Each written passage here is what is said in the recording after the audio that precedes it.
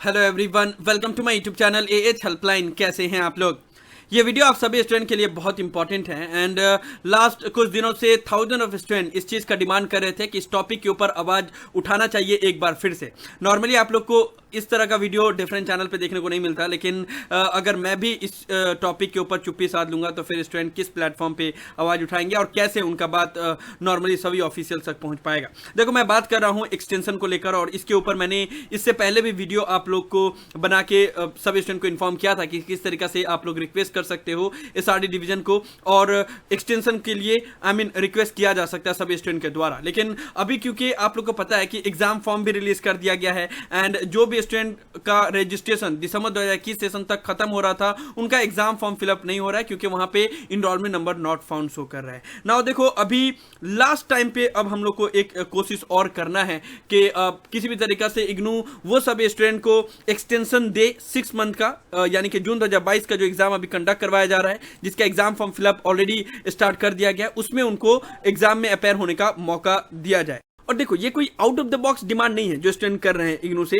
कि 6 मंथ का एक्सटेंशन देने के लिए। ऑलरेडी एग्जाम तो मार्च में कंडक्ट करवाया गया जो अप्रैल तक चला था, तो बस 2 महीना का ही एक्सटेंशन है ना।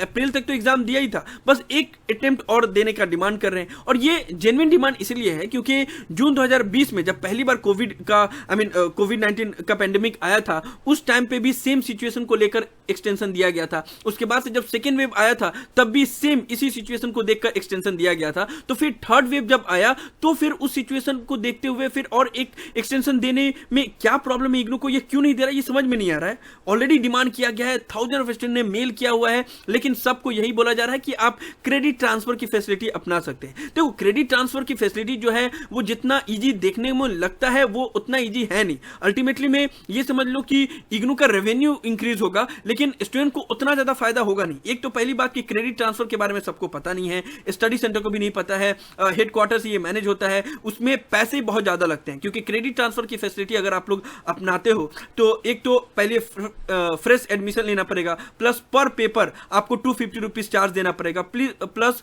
प्रो रेटा फी भी देना पड़ेगा। ठीक है, ये तो एक चीज है। उसके बाद से फिर क्रेडिट ट्रांसफर करने के बाद से भी आप लोग को सर्टेन पेपर का एग्जाम देना पड़ता है। और जितने भी बैचलर डिग्री के स्टूडेंट हैं उनके लिए तो और मुश्किल है क्योंकि उनका पहले 96 क्रेडिट में ग्रेजुएशन कंप्लीट होता था और अभी अगर वो लोग क्रेडिट ट्रांसफर की फैसिलिटी अपना रहे हैं तो अभी जो न्यू सिलेबस है बीएजी, बीकॉम, बीएससी जी, उसमें तो और ज्यादा क्रेडिट है। तो पूरा भी ट्रांसफर हो जाए या 1-2 पेपर बाकी रह जाए तब भी उनको 6-7 पेपर का एग्जाम देना पड़ेगा और उसका फीस अलग से देना पड़ेगा, न्यू एडमिशन का फीस अलग से देना पड़ेगा, पर पेपर जो क्रेडिट ट्रांसफर का फीस है वो अलग से देना पड़ेगा, प्रो रेटा फी अलग से देना पड़ेगा। तो ये तो बहुत ज्यादा मुश्किल हो जाएगा उनके लिए। ठीक है, तो ये सबके लिए पॉसिबल है नहीं। दैट मीन्स क्रेडिट ट्रांसफर से सिर्फ इग्नू को फायदा हो सकता है लेकिन स्टूडेंट को उतना ज्यादा फायदा नहीं होगा क्योंकि बहुत सारे स्टूडेंट हैं जिनका सिर्फ 1 या 2 पेपर बाकी रह गया है उनका बैचलर या मास्टर डिग्री कंप्लीट करने के लिए, और सिर्फ 1 या 2 पेपर के लिए न्यू एडमिशन लेना, इतना ज्यादा चार्जेस देना, फिर से और 1 या 2 पेपर के साथ साथ में और भी पेपर का उनको एग्जाम देना पड़ेगा, असाइनमेंट सबमिट करना होगा, एग्जाम फॉर्म फिलअप करना पड़ेगा, तो वो बहुत मुश्किल हो जाएगा उनके लिए। तो ऐसे में एक ही ऑप्शन बचता है कि अगर वो सिर्फ एक चांस और दे देते जिस तरीके से उन्होंने प्रीवियसली 2 सेशन के स्टूडेंट को दिया था, तो बस स्टूडेंट इसी सेशन में एग्जाम दे के उसके बाद से अपना जो भी बाकी का पेपर है उसको कंप्लीट कर लेते हैं। ऐसे में स्टूडेंट के ऊपर जिम्मेदारी होती है कि हाँ, एक चांस दे दिया गया, बाकी अब जिस तरीके से क्लियर करना है उसको क्लियर करो। ठीक है ना, तो ये मतलब डिमांड करना है एसआरडी डिवीजन से। और ये मैं इसलिए बोल रहा हूं बार बार क्योंकि ये जो एक्सटेंशन का डिसीजन है ये एसआरडी डिवीजन खुद से ले सकता है। कुछ स्टूडेंट ये भी बोल रहे थे कि री एडमिशन की फैसिलिटी फिर से स्टार्ट कर दिया जाए तो सबसे बेहतर होगा क्योंकि री एडमिशन में आप लोग को क्रेडिट ट्रांसफर करने की जरूरत नहीं पड़ती, बस आपका 2 साल रजिस्ट्रेशन एक्सटेंड हो जाता है और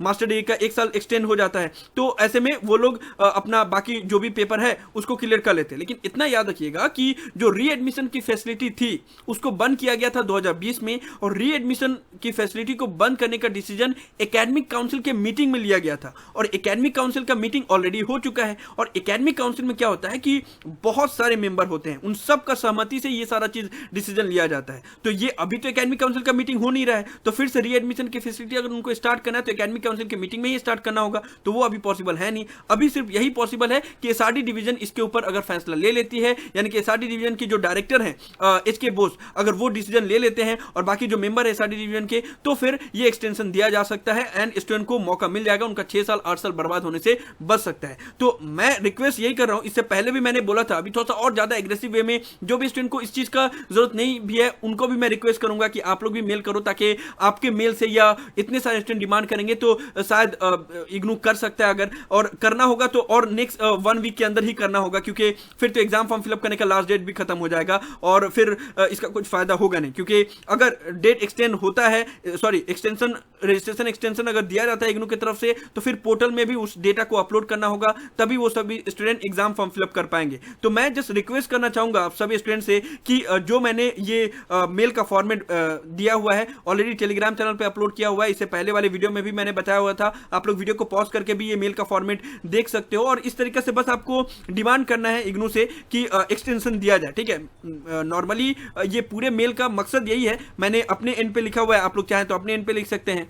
बस मेल करना है registrar@ignu.ac.in पे और ये चारों ईमेल आईडी जो मैंने दिया हुआ है, सब्जेक्ट रखना है request for extension of programme validity till June 2022 और जितना ज्यादा हो सके आपको मेल करना है। और साथ ही साथ ट्विटर का भी सहारा लेना है इस बार, एंड ट्विटर पे किसको किसको टैग करना है मैं आप लोग को बता दे रहा हूं। अगर आप ट्वीट नहीं कर सकते तो मैं जो ट्वीट करूंगा उसको रीट्वीट कर देना। कोई हैशटैग हम लोग नहीं चला रहे हैं, क्योंकि ये लाखों स्टूडेंट के बारे में ये बात नहीं है, कुछ थाउजेंड ऑफ स्टूडेंट ही हैं जिनको इस चीज की जरूरत है, ठीक है। तो कोई हम हैशटैग नहीं चला रहे हैं इसको लेकर, बस सभी स्टूडेंट से मैं रिक्वेस्ट करूंगा कि इग्नू के ऑफिशियल जो वीसी हैं, इग्नू के वीसी, उनको टैग करना अपने ट्वीट में, ठीक है। इग्नू को टैग करना, साथ ही साथ जो श्रीकांत मोहपात्रा हैं उनको भी टैग करना इस जो भी आप लोग ट्वीट करोगे उसमें श्रीकांत मोहपात्रा उनको टैग करके उसके बाद से बस इतना रिक्वेस्ट करना है कि जो 6 मंथ का एक्सटेंशन इससे पहले दिया गया था इस बार के स्टूडेंट को भी दिया जाए और उनका रजिस्ट्रेशन को जून 2022 तक एक्सटेंड किया जाए, ठीक है। तो आपको ट्विटर पे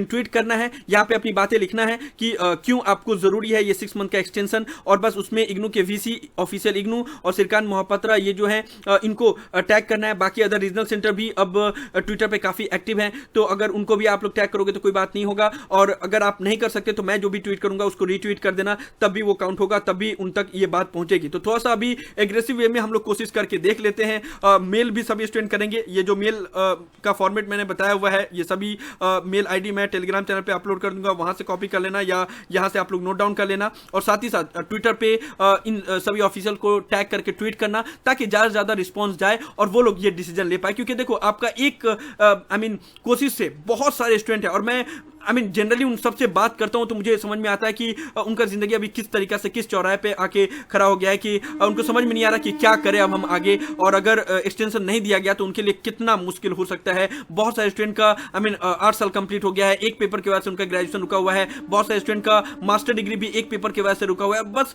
जितने भी जेन्युइन स्टूडेंट है बस 1 या 2 पेपर की वजह से ही रुका हुआ है, और इसमें उनकी गलती है नहीं, क्योंकि अनसर्टेनिटी था।